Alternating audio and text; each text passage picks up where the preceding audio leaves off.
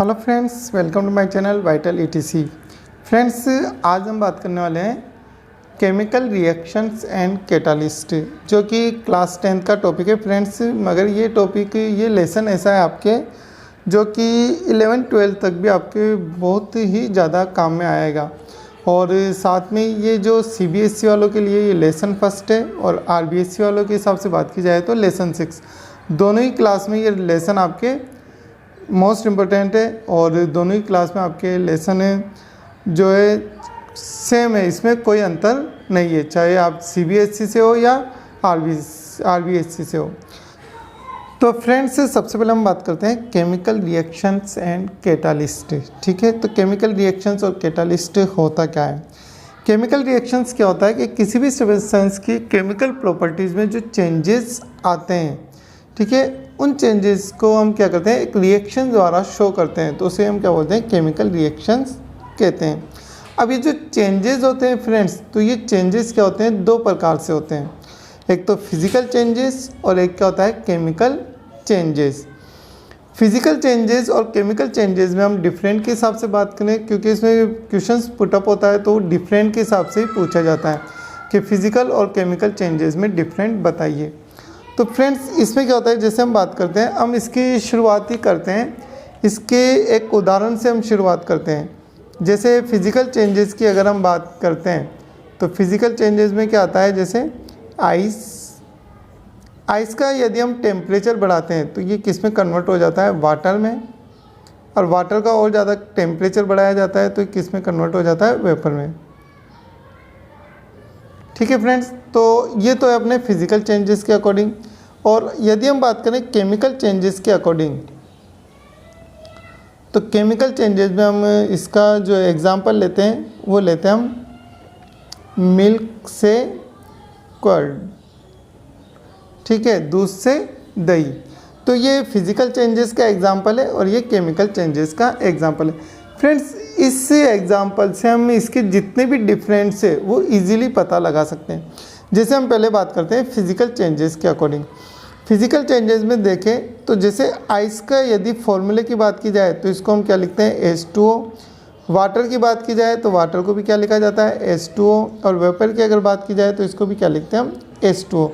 तो सबसे पहला डिफरेंट तो हम यहाँ पर या डेफिनेशन भी बोल सकते हैं कि फिजिकल चेंजेस में क्या होता है, फिजिकल चेंजेस में सब्सटेंस की फिजिकल प्रॉपर्टीज़ में चेंजेस आता है, फिजिकल प्रॉपर्टीज़ में चेंजेस आता है। जैसे आइस सॉलिड फॉर्म में, वाटर लिक्विड में, और वेपर किस में होता है, गैस में होता है। तो फिजिकल चेंजेस में क्या होता है कि जो भी सब्सटेंस होता है, जो भी पदार्थ होता है, उसकी फिजिकल प्रॉपर्टीज़ में चेंजेस आता है, ठीक है। बट जो केमिकल प्रॉपर्टीज़ होती है वो क्या होती है, इसकी सेम रहती है। तो उसे हम क्या बोलते हैं, फिजिकल चेंजेस के ऐसी रिएक्शन जिसकी फिजिकल प्रॉपर्टीज़ में तो चेंजेस होता है परंतु उसकी क्या होती है, केमिकल प्रॉपर्टीज़ में कोई चेंजेस नहीं होता है, केमिकल प्रॉपर्टीज़ उसकी क्या रहती है, सेम रहती है। तो उसे हम क्या कहेंगे, फिजिकल चेंजेस। अब इधर बात करते हैं हम केमिकल चेंजेस की। केमिकल चेंजेस में इसके अपोजिट है कि केमिकल चेंजेस में क्या होता है कि जो मिल्क की अगर हम बात की जाए तो मिल्क भी कौन सी फॉर्म में होता है, लिक्विड फॉर्म में होता है। और अगर कर्ड, दूध की बात की जाए, कर्ड की बात की जाए तो ये भी कौन सी फॉर्म में होता है, लिक्विड फॉर्म में होता है। तो इनकी फिजिकल प्रॉपर्टीज़ तो क्या है, सेम, परंतु इनकी केमिकल प्रॉपर्टीज़ क्या होती है, डिफरेंट होती है। मिल्क की केमिकल प्रॉपर्टीज़ अलग होती है और कर्ड की केमिकल प्रॉपर्टीज़ अलग होती है। तो यहाँ पर हम क्या कहेंगे, केमिकल चेंजेस क्या होते हैं कि जिसमें सब्सटेंस की केमिकल प्रॉपर्टीज़ तो क्या होती है, चेंज होती है, परंतु उसकी फिजिकल प्रॉपर्टीज़ में कोई चेंजेस नहीं होता है। तो हम उसे क्या कहेंगे, केमिकल चेंजेस। अब सेकंड अगर हम बात करते हैं कि आइस, वाटर और वेपर्स, तो जैसे हमने टेम्परेचर बढ़ाया तो ये इस तरफ कन्वर्ट होते गए, और यदि हम इनके टेम्परेचर क्या करते हैं, वापस कम करते हैं, टेम्परेचर कम करते जाते हैं। जैसे वेपर का टेम्परेचर हमने क्या किया, कम किया, तो ये किस में कन्वर्ट हो गया, वाटर में। वाटर और ज़्यादा टेम्परेचर कम करते हैं तो किस में कन्वर्ट हो जाता है, आइस में कन्वर्ट हो जाता है। तो ये जो रिएक्शंस होती है, फिजिकल चेंजेस जो होते हैं, ये कैसे होते हैं, अपने रिवर्सिबल। ये कैसे होते हैं फ्रेंड्स, रिवर्सिबल्स होते हैं, ठीक है। जबकि अगर हम बात करें इस तरफ कि मिल्क से जो कर्ड में चेंज हो रहा है, अब इसकी हमें टेम्परेचर, इससे हमें कोई फ़र्क नहीं पड़ता, आप टेम्परेचर कम ज़्यादा कुछ भी करो। एक बार यदि मिल्क से कर्ड में चेंज हो गया, दही बन गया, तो जो ये कर्ड होता है इसको हम वापस मिल्क में कन्वर्ट नहीं कर सकते हैं। तो ये कौन सा होता है अपने, इरिवर्सिबल। ठीक है फ्रेंड्स, तो ये तो कौन सी क्रिया होती है, ये कौन से चेंजेस जो केमिकल फिजिकल चेंजेस होते हैं वो कौन से होते हैं, रिवर्सिबल होते हैं, और जबकि ये कौन से होते हैं, इरिवर्सिबल होते हैं। नेक्स्ट हम बात करते हैं कि जो आइस, वाटर और वेपर्स, ये तीनों क्या है, सेम, ये सब्सटेंस क्या है, सेम, इनमें कोई चेंजेस नहीं है। तो इसमें किसी प्रकार का न्यू सब्सटेंस नहीं बनता। ये भी मोस्ट पॉइंट कि जो फिजिकल चेंजेस होते हैं इनमें किसी भी प्रकार का न्यू सब्सटेंस फॉर्म नहीं होता है, क्योंकि आइस, वाटर और वेपर तीनों क्या है, सेम एक ही चीज़ है। गर्म ठंडा करने पर ये वापस चेंज हो जाते हैं। जबकि इसमें क्या होता है, न्यू सब्सटेंस बनता है। मिल्क अपने आप में क्या होता है, एक अलग सब्सटेंस है, और कर्ड अपने आप में क्या है, ये अलग सब्सटेंस है। तो इसमें क्या होता है, नए सब्सटेंस का फॉर्मेशन होता है, जबकि इसमें न्यू सब्सटेंस नहीं बनता है। ठीक है फ्रेंड्स, नेक्स्ट हम बात करते हैं कि जो फिजिकल चेंजेस होते हैं ये क्या होते हैं, अनस्टेबल होते हैं। फिजिकल चेंजेस कैसे होते हैं, अनस्टेबल, मतलब क्या होते हैं, अस्थायित्व होते हैं। अस्थायी होते हैं मतलब इसका मतलब क्या हुआ कि एक बार आइस से वाटर में चेंज होते हैं तो वाटर से वापस हम क्या कर सकते हैं, आइस में इसको कन्वर्ट कर सकते हैं। तो ये चेंजेस कैसे होते हैं, अनस्टेबल होते हैं। जबकि अगर हम केमिकल चेंजेस की बात करें तो केमिकल चेंजेस कैसे होंगे अपने, स्टेबल। एक बार यदि मिल्क से कर्ड में चेंज हो गया तो कर्ड वापस मिल्क में चेंज नहीं हो सकता है। तो ये स्टेबल होते हैं, और ये कैसे होते हैं, अनस्टेबल होते हैं। ठीक है फ्रेंड्स, तो ये थे अपने फिजिकल और केमिकल चेंजेस। जैसे कि आप चाहे तो इनके नोट्स भी देख सकते हो, आप नोट्स लिखना चाहे तो, कि जो चेंजेस होते हैं, एक तो अपने पास फिजिकल चेंजेस और केमिकल चेंजेस। फिजिकल चेंजेस में देख सकते हो आप, change in physical properties but chemical properties क्या होती है, रिमेन सेम। जबकि यहाँ पर क्या होता है, change in chemical properties but physical state में और may not be change. Next हमने बात करी थी इसमें आइस, वाटर और वेपर्स, ये एग्जाम्पल है। आप चाहे तो एग्जाम्पल को लास्ट में भी लिख सकते हो, मैंने समझाने के लिए इसमें पहले ही लिख रखा है। No new substance from reversible reaction और दिस चेंज इज़ अनस्टेबल। और यही बात करें हम केमिकल चेंजेस की, तो केमिकल चेंजेस में न्यू सब्सटेंस फॉर्म्ड होता है और ये इरिवर्सिबल होती है, और दिस चेंजेस क्या होते हैं, स्टेबल होते हैं। तो ये थे फ्रेंड्स आपके फिजिकल और केमिकल चेंजेस। नेक्स्ट हम बात करते हैं इसमें केमिकल इवैक्यूएशंस, कि केमिकल इवैक्यूएशंस होती क्या है या कहते किसे हैं। तो बहुत सिंपल सा एग्जांपल लेते हैं फ्रेंड्स। इसमें हम केमिकल इवैक्यूएशंस में होती क्या है, कि जैसे हम इसमें बात करते हैं कम्बेशन ऑफ कोल या फिर बर्निंग ऑफ कोल। तो कोल जो होता है इसको हम किससे रिप्रेजेंट करते हैं, नॉर्मल जैसे हम यहाँ पर लिख देते हैं कोल। ठीक है, जलता किसकी प्रेजेंसी में है, ये ऑक्सीजन की प्रेजेंसी में ये जलने लगता है। इसके बाद क्या होता है, ये जलकर क्या बनाता है, कार्बन डाइऑक्साइड बनाता है। ठीक है फ्रेंड्स,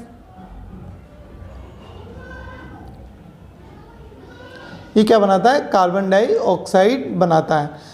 तो ये तो अपने जैसे इसके नाम लिख दिए, कोल, ऑक्सीजन और कार्बन डाइऑक्साइड।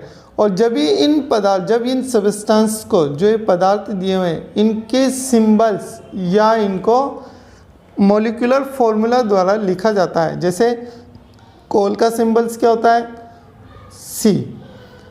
कोल किससे फॉर्म होता है, एक तरह से कार्बन से, तो इसको हम कोल का सिंबल क्या होता है, सी।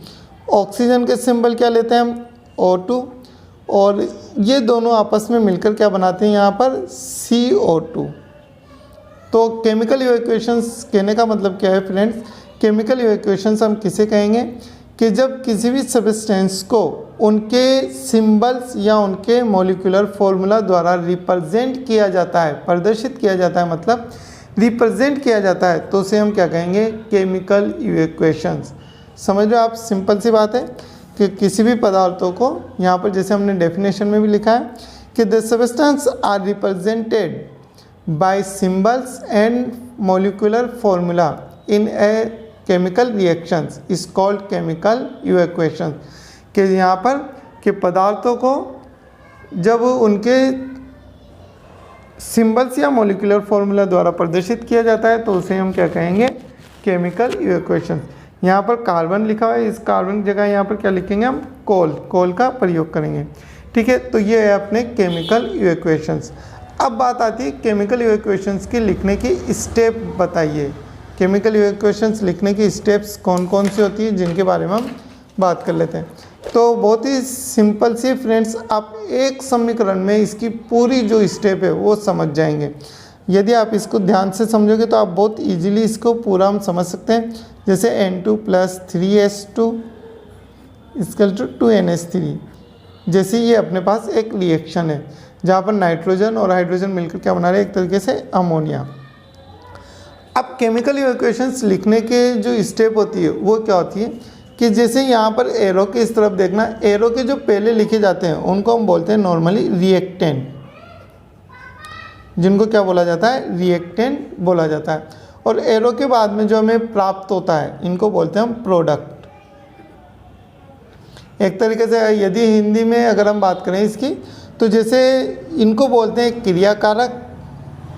हिंदी में अगर आप समझना चाहें तो जैसे क्रियाकारक, काम करने वाले, और इस काम करने के बाद हमें प्राप्त क्या होता है, क्रियाफल, तो इनको क्या बोलते हैं हम, प्रोडक्ट। तो रिएक्टेंट और प्रोडक्ट। तो हम जो स्टेप लिखते हैं रासायनिक केमिकल इवैक्यूएशंस लिखने की जो स्टेप्स होती है, तो फर्स्ट स्टेप अपनी क्या होगी कि रिएक्टेंट को हम किधर लिखते हैं, लेफ्ट हैंड साइड पे। रिएक्टेंट किस तरफ लिखे जाते हैं, लेफ्ट हैंड साइड में लिखे जाते हैं, जबकि जो प्रोडक्ट होता है वो किस तरफ लिखते हैं हम, राइट हैंड साइड में लिखते हैं। ये फर्स्ट स्टेप है अपनी कि रिएक्टेंट को लेफ्ट हैंड साइड में लिखा जाता है और प्रोडक्ट को राइट हैंड साइड में लिखा जाता है। देन सेकंड स्टेप क्या होगी अपनी कि जो रिएक्टेंट होते हैं, रिएक्टेंट और प्रोडक्ट, इनके बीच में क्या किया जाता है, एरो साइन लगाया जाता है। कि रिएक्टेंट और प्रोडक्ट के बीच में एरो साइन का उपयोग करते हैं। ये अपना सेकंड स्टेप हुआ। थर्ड स्टेप क्या है अपनी कि यदि रिएक्टेंट या प्रोडक्ट एक से अधिक हो, जैसे यहाँ पर रिएक्टेंट कितने, 1 और 2, एक से अधिक है, तो उनके बीच में क्या किया जाता है, प्लस चिन्ह का उपयोग किया जाता है। यदि मान लो यहाँ पर और भी प्रोडक्ट साथ में बने होते हैं, जैसे मान लो सपोज हाइड्रोजन बन गया या CO2 बन गया, कुछ भी बन गया, तो 2-3 प्रोडक्ट ही हो गए, तो इनके बीच में किसका उपयोग करते हैं हम, प्लस चिन्ह का उपयोग, पॉजिटिव साइन का उपयोग करते हैं। तो रिएक्टेंट या प्रोडक्ट एक से अधिक हो तो उनके बीच में किसका उपयोग करेंगे हम, पॉजिटिव साइन का उपयोग करेंगे। ठीक, तो पहला तो reactant left hand side, product right hand side. Second, reactant और प्रोडक्ट के बीच में किसका उपयोग करते हैं, एरो चिन्ह, एरो साइन का उपयोग करते हैं। नेक्स्ट, रिएक्टेंट या प्रोडक्ट एक से अधिक हो तो उनके बीच में हम प्लस साइन का उपयोग करते हैं। नेक्स्ट हम बात करते हैं, यदि हम जो रिएक्शंस है, इस रिएक्शंस में किसी प्रकार के हम कैटालिस्ट का उपयोग कर रहे हैं। कैटालिस्ट क्या होते हैं, जो अभिक्रिया की जो रिएक्शंस होती है उसको स्लो वे फास्ट करते हैं। कैटालिस्ट के बारे में हम आगे लेसन में पढ़ेंगे जहाँ हम डिस्कस करेंगे। यदि हम रिएक्शंस में किसी प्रकार के कैटालिस्ट का, टेम्परेचर का उपयोग करते हैं या कैटालिस्ट का उपयोग करते हैं या फिर प्रेशर का उपयोग करते हैं, तो उन सबको हम कहाँ पर रिप्रेजेंट करते हैं, एरो के ऊपर उनको शो किया जाता है। जैसे ये जो साइन है ये किसका है, हीट का साइन है, भाई हम उसको टेम्परेचर दे रहे हैं। तो बात यह है कि कैटालिस्ट हो, प्रेशर हो या टेम्परेचर हो, उनको हम कहाँ शो करते हैं, एरो साइन पर शो करते हैं। ठीक है फ्रेंड्स, तो नेक्स्ट हम बात करते हैं इसके बाद, यदि ये जो रिएक्शंस होती है, ये रिएक्शंस क्या होती है कि रिएक्शंस में जो रिएक्टेंट यूज़ हो रहे हैं वो क्या हो, यदि इसमें क्या है, वो गैसीय अवस्था में होते हैं। मान लो गैसीय अवस्था में, तो वहाँ पर हम क्या करते हैं, उनके साथ ऊपर की ओर एरो साइन लगा देते हैं, जो कि उनकी गैसीय अवस्था को, गैसीय स्टेट को शो करता है। ठीक है, नेक्स्ट हम बात करते हैं कि जो ये रिएक्शंस है, ये रिएक्शंस क्या है, एक्सोथर्मल है। 2 प्रकार की होती है, एक्सोथर्मल और एंडोथर्मल। एक्सोथर्मल है तो क्रिया जो रिएक्शंस होती है, इस रिएक्शंस के लास्ट में हम क्या लिख देते हैं, प्लस हीट। रिएक्शंस के लास्ट में क्या लिख दिया जाता है, प्लस का चिन्ह लगा के पॉजिटिव हीट लिखते हैं। कौन सी रिएक्शंस होने पर, एक्सोथर्मल होने पर, जिसमें क्या होती है, हीट प्रोड्यूस होती है। और यही रिएक्शंस जो एंडोथर्मल होती है, अगर ये रिएक्शंस क्या हो, एंडोथर्मल हो, तो हम इस रिएक्शंस के लास्ट में क्या लिखेंगे, माइनस हीट। रिएक्शंस के लास्ट में क्या लिखा जाता है, माइनस हीट लिखा जाता है। तो ये सभी क्या हो गए, रिएक्शंस के स्टेप हो गई। ठीक है फ्रेंड्स, तो एक बार वापस में रिएक्शंस की स्टेप जो केमिकल इवैक्यूएशंस होती है उसकी लिखने की स्टेप्स क्या क्या है। फर्स्ट तो रिएक्टेंट को लेफ्ट हैंड साइड में और प्रोडक्ट को राइट हैंड साइड में लिखा जाता है। रिएक्टेंट और प्रोडक्ट के बीच में एरो साइन लगाया जाता है। यदि रिएक्टेंट या प्रोडक्ट क्या हो, एक से अधिक हो, तो वहाँ उनके बीच में पॉजिटिव साइन लगाते हैं।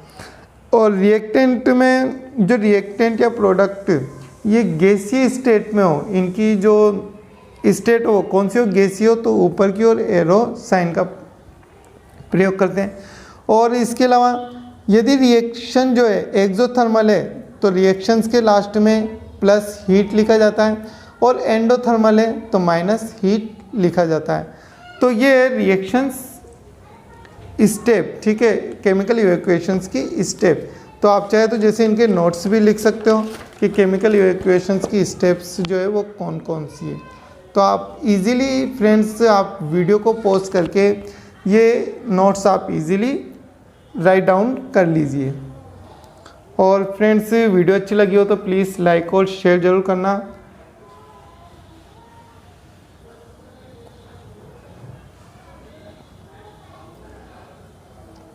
Thank you for watching.